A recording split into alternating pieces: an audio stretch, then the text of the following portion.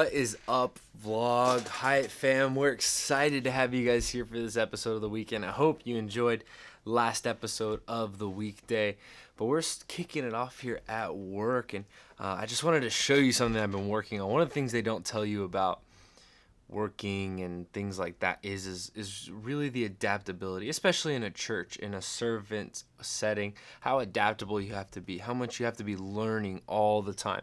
One of the things that I'm always learning is graphic design and Photoshop and Adobe Illustrator and all those kinds of things. And I'm very excited at the place that I'm at with my graphic editing. Check out this graphic as I make more for VBS, what I've been working on. The idea of this specific graphic is that it's a invite card that we can give to people, and I gotta say there's a lot of things in here, and I won't even begin to dive into explaining it to you, but there are a lot of things that I've learned just over the past month with COVID and having to up the graphic design game, which is on my shoulders, that I had to put into this guy. And so I am very happy with this. I cannot wait to print this guy. But this episode of the weekend is gonna be packed. We have family game night tonight. We have friends game night tomorrow. We have church Sunday. I mean, it is just jam-packed to the brim this weekend. But I don't want to walk away from this one without having had this conversation. And it's been about 3 episodes in the making, trying to figure out how I even wanted to approach the conversation of the Black Lives Matter movement with the George Floyd passing, the many others who have passed at the hands of police brutality and all that. And I don't want to tackle it deeply, but I want to give kind of not even my perspective, but my encouragement through this. Because guess what? You can Google and YouTube all day perspectives on George Floyd, and that's not why you're here. Or police brutality, but that's not why you're here. But my encouragement to you guys is to love through this situation. I often tell people that if you are in an argument, even if you are right, if you do not show love, if you do not care for the other individual, you have lost the argument. It doesn't matter how true your facts are. It doesn't matter any of that kind of stuff. If you do not show love through what you're doing, then you're losing friends, you're losing family, you're losing people. You're not going to convey your point clearly and effectively to that person, no matter how true your statistics are, no matter how you look at and crunch the numbers. It doesn't matter. The reason why this bothers me so much is because I see so many, both sides of the argument. I don't care what end you sit on. I see so much hate going around about this subject, about people. These are people we're talking about, souls, eternal beings that we're talking about here. And when you're talking about that, you can't throw facts and figures at people like that and just expect them to, well, be okay with things. Somebody died. People are dying in these instances, whether it's cops or whether it's black people or white people or brown or yellow or green or purple, for all I care. It's all lives. It's all emotionally tied. It's all deeply rooted in each and every one of our identities in terms of these groups of people. That's why we can't just sit and say, oh, well, it's these stats and figures and it's those stats and figures, or us versus them kind of things, because it is so emotionally wrapped up. I think it is very important to broach the question, to talk about the problem. But we have to come at it with love and kindness and gentleness. I'm not saying that there's not a place to be firm about the things that are going on, what is the reality of things that are going on. But if we're being completely honest, we don't know all of the facts about any of these deaths, police or otherwise. And so we are not actually able to make a completely rational and completely thought out, complete judgment on the situation. Remember, you are looking at 15 to 20-second video bites on Twitter and Facebook and YouTube and stuff. You're not seeing the whole thing played out. Now, am I saying that discredits anything that anybody has said? No, that's not what I'm saying. I'm saying before we get completely emotional as outsiders, I don't even live in Minneapolis. I've never even been to Minneapolis. And so I don't know what the status of any of their governmenting is, any of their police work, any of their local crime or anything like that. How am I to make a rational judgment about things that are going on in Minneapolis when I live in Dallas? And that's my biggest problem with any of this is that we've conned ourselves. The media, and I'm not talking about the fake news media, I'm talking about like media, social media and things like that, have conned us into thinking that we're all of a sudden experts at everything in the world. That we can read 3 articles on political matters and all of a sudden I know what everybody is supposed to vote or is supposed to do, or religious or economic or any of these things like that. We've been conned into believing that that's what it means. Yes, there is a great amount of information out there because of the internet, and we should totally grab on and take hold. But also remember, there are very, very many people out there also looking to con you into ideologies and cults and things like that. So you have to stay safe with what you're using at the same time. All of that is a very long rant and a ridiculous amount of words coming out of my mouth for what you don't want to hear. My point being is that through this all, we are to love one another. I don't care what your ideology is. I don't care where you stand or how you view George Floyd's death. I care that you know that Jesus loves you. You know that you are a soul loved, just as every police officer, just as every black, every white, every Asian, every Hispanic, every race, gender, everything is loved and cared for by God. He doesn't love sin. He doesn't, in fact, it's appalling to him.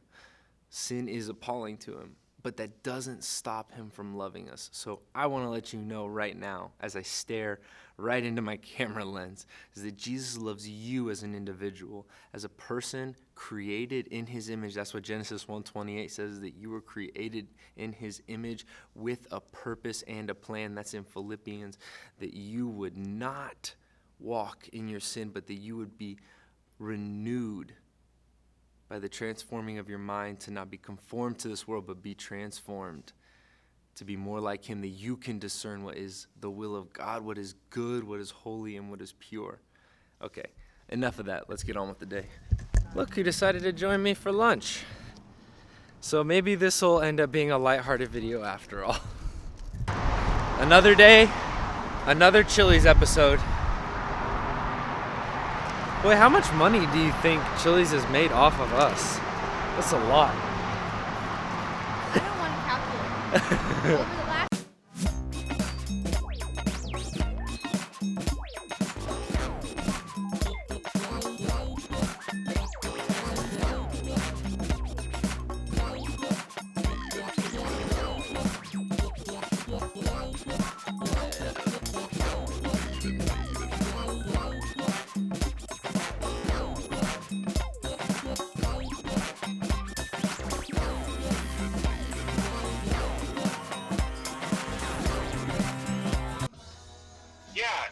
Are you guys coming over?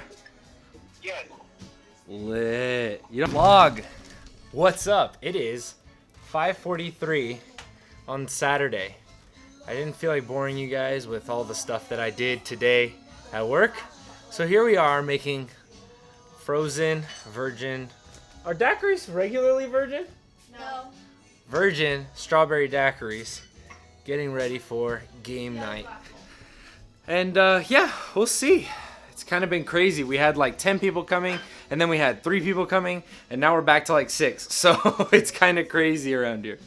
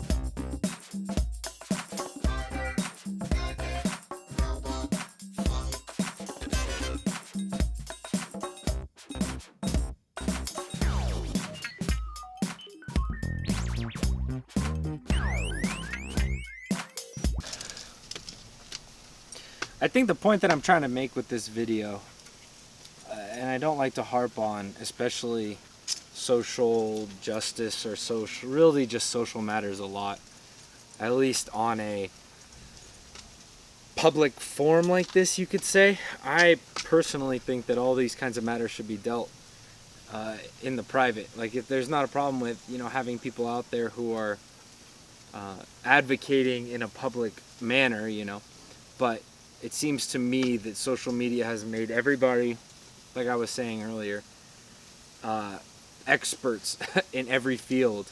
And so, you know what, like, at the end of the day, I'm gonna love people with all I got.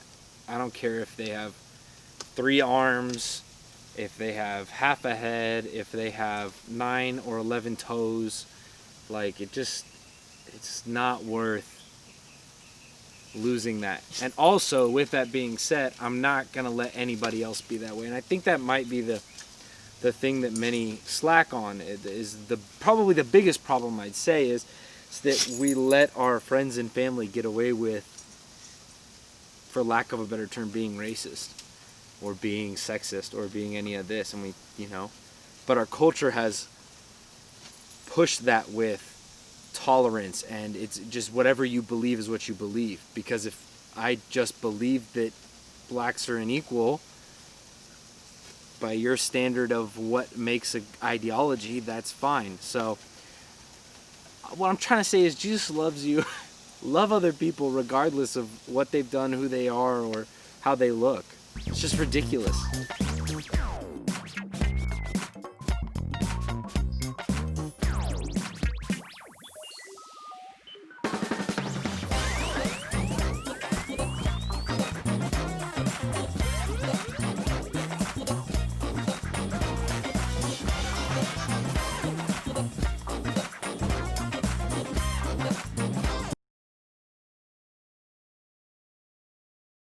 So Murph has informed me, yeah, you're laughing right now at my pain, has informed me that I have a flat. Look at that. Boy, if that's not obvious, I don't know what is. I have a flat, so that's always fun. And of course, the one thing that I didn't buy on the insurance package was tire. So let's see how this goes.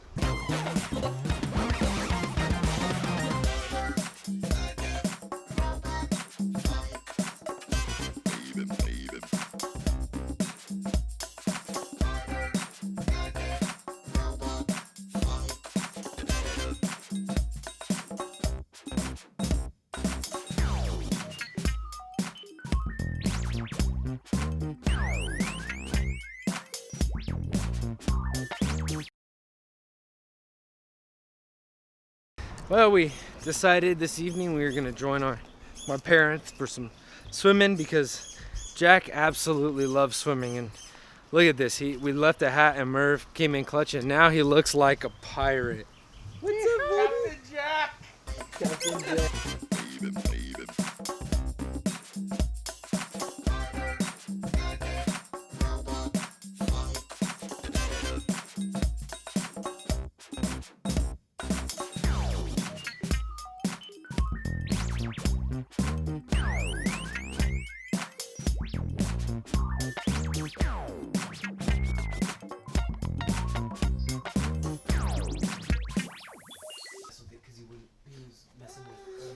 My barber does the best.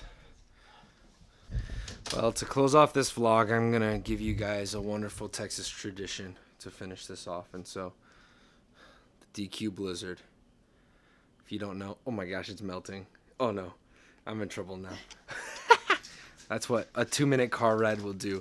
But we thank you guys for tuning in and enjoying this vlog. I hope you guys had a good weekend, and we will see you guys in the next one. Goodbye.